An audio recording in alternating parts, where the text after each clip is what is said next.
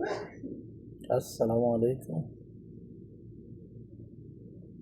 প্রিয় বাংলাদেশি ভাই ও বোনেরা, বিগত 15 বছর আওয়ামী লীগ সরকার রাজনৈতিক আমলে কত দুর্নীতি, কত হত্যা, কত ঘুম,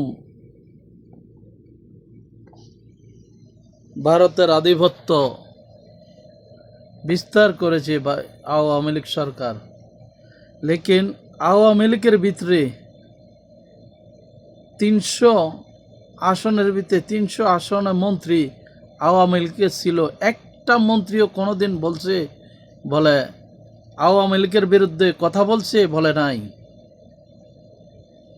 একটা মন্ত্রীও আওয়াজ তোলে নাই, একটা এমপিও আওয়াজ তোলে নাই, একটা সেনা সদস্য, একটা পুলিশ সদস্য, একটা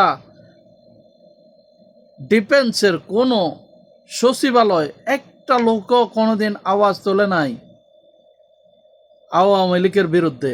কেন? এখন কিভাবে আওয়ামী লীগের বাংলাদেশে জায়গা দিবে, রাজনীতি করার অধিকার দিবে? কোন অধিকারে এই সরকার, কোন ভিত্তিতে এই সরকার আওয়ামী লীগের রাজনীতি করার সুযোগ দিবে? আমি মনে করি যে এই আওয়ামী লীগের দলটা বাংলাদেশে থাকাটায়, এই নামটা বাংলাদেশে থাকাটায় যৌক্তিক না।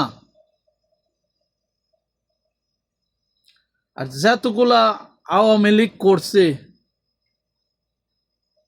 তারা কোনো দেশপ্রেমিক না, তারা সবাই দালাল, ভারতের দালাল,